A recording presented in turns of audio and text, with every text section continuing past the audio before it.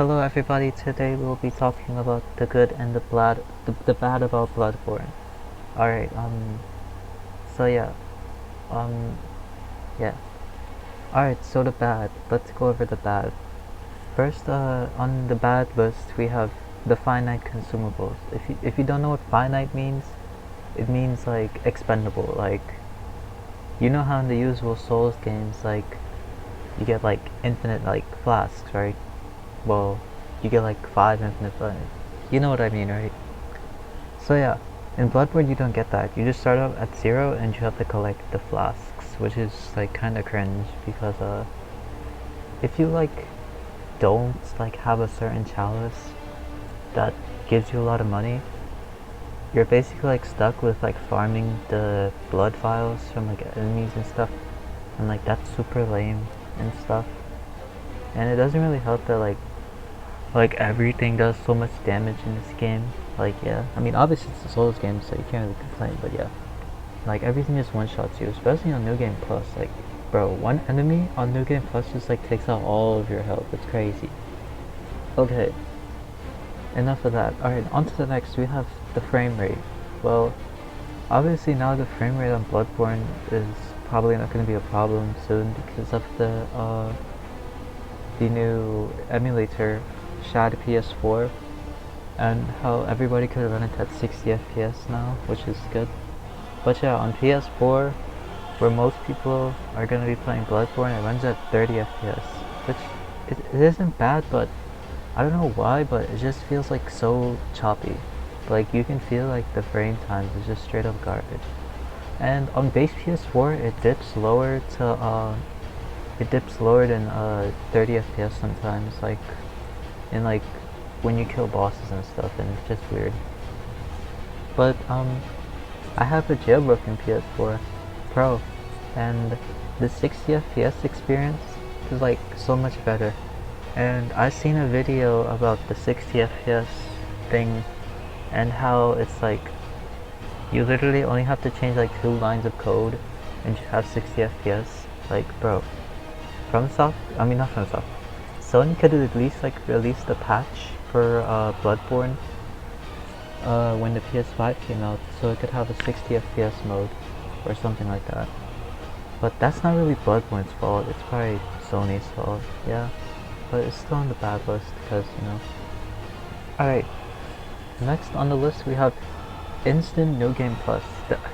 I genuinely like dislike this. It's like Bloodborne was like it's pretty good. I mean, what am I saying? It's my favorite Souls game ever. But yeah, Instant New Game Plus is just straight up like cancer, because like you can't really like I want to use the like that one scythe, the burial blade, but I can only get to use it in New Game Plus, and so like it's kind of cringe and stuff. And plus, I'm like the type to just like complete the game and like walk around the map to like really explore like the beauty of the game and stuff, and I can't really do that because of you know, oh my goodness, do you see that? Well, this footage I have here is running on the emulator, so yeah, there's gonna be some visuals defects. But yeah, as I was saying, for the Instant New Game Plus, it's just straight up cancer, because like I don't even think like Dark Souls 2 does that, and Dark Souls 2 is like, it's like I'm correct me if I'm wrong in the comments, but I don't think Dark Souls 2 does the Instant New Game Plus and stuff. Jeez, this area doesn't look good in the emulator at all. But anyways, yeah, on to the next. What's on it? Alright, so this one might be a little controversial, but I think that Bloodborne lacks build variety. I mean, obviously like the weapons and stuff are really cool, which you'll get to that in like a little bit, but it kind of just like lacks like the build variety. Like, you know, you see the same like couple of builds. You see the Chicago builds, the Bloodletter builds, and you see the what is that? I keep getting sidetracked, but you see the skill and the quality builds basically and stuff, and you see the arcane builds, which which is like that's literally just 3 builds, you know, which is like kind of lame. But yeah, but the weapons are like very unique and stuff. If we're like talking from a weapon stance point of view, like you can make a lot of builds, which, and again, I don't even know I put this on the list. You can make a lot of stuff. Alright, on to the good. You ready, guys? Alright, so first, this is a lot. So first, on the good list we have the atmosphere. Look at this, look at this. Look around you in this like thing. It looks straight up beautiful. Like you can see all the cathedrals, all the castles and stuff. Like this is like amazing. And yeah, you like if there wasn't like crazy beasts and stuff, I would want to live here. I mean, still with the beasts and stuff, I would live here because it literally just looks too beautiful to just pass up. Yeah, it's genuinely one of the most beautiful games ever. Like I constantly think about this game like every day. Like on just like how beautiful it is. Alright, next up on the list we have music. Now, by music I mean like the boss OSTs. This game has like, bro, this game has the best boss OSTs next to Elden Ring. I mean, it's tied between those two, but yeah, it's peak. It's literally peak. I don't know what to say. Like that's how good it is. I love it, bro. Literally, Ludwig's OST is like genuinely one of the best things ever. Like I have it in my whole playlist. So yeah. Next up on the list we have the bosses. Like wow, look at this cleric beast. Look at him. Wow.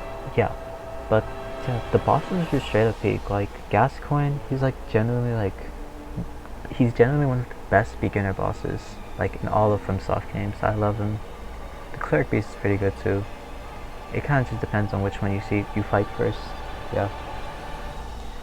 Alright, and the bosses, the lore. Okay, I'm gonna go on to the next point, which is lore. The lore is amazing in this game. Like, I could talk about the lore like every single day. I love like watching videos about the lore. I love talking about the lore. I love like thinking about the lore. I love like, it's just amazing. Like, it's like so like, it's bordering on like straight up horror. Like, and I like that. It's like amazing. You don't really see much FromSoft games that are like genuinely like almost horror games. Alright, so next up we have the weapons, and yes, the weapons are amazing. 2 weapons in one, like are you serious? Like that's genuinely amazing. Like you can do so much like cool combos in PvP, and like so much like switch ups, combos, everything. You can do like a lot. It's crazy. And all the weapons are very unique too. Like every time you try out a new weapon, like you can tell that, oh, this feels different. Like as well in Elden Ring you have like 300 great swords and they all feel the same. not as like well, kind of a diss, but like whatever. Alright, the levels, well, that ties into the atmosphere because like, you know, the levels and the atmosphere are like swimming together. Alright, I went over that. So the armors, yeah, the armors are really good in this game too. Like the hunter is generally like the drippiest person ever in all the FromSoft games. I don't even care if he's like the weakest or he's the most strongest, he has the most drip, and that's all that matters, because you know what Viking McQueen says, the track is always lit. I don't know what that has to do with whatever. Okay. Alright, now on to the final point, which is the DLC. The DLC is the best DLC in all of FromSoft games, and I will die on the hill, because like, bro, all the bosses in the DLC are literal peak, except Celestial, except Living Failures. All of them are literal peak, and I love them so much, so freaking much. Whoops. And yeah, it's kind of just insane, like how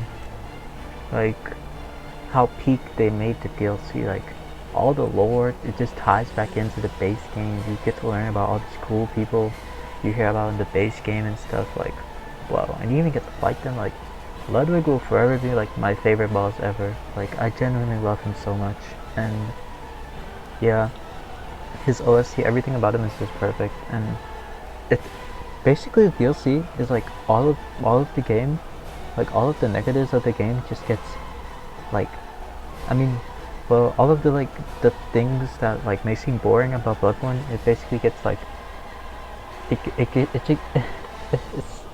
it gets cut out, and it's basically just amazing. Like, if you don't have the DLC and you have Bloodborne, you have to play it. Like, it's genuinely amazing. Like, like the Elden Ring DLC, it's good, but you know, it doesn't really top the Bloodborne's DLC for me at least, cause I don't know, I just really love it. Like, every time I play it, I just want to play it again, you know. But yeah, that's all of the points I will be going over for the good and the bad.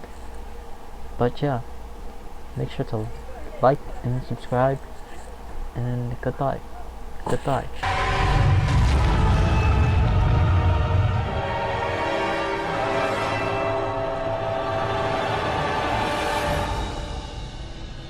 You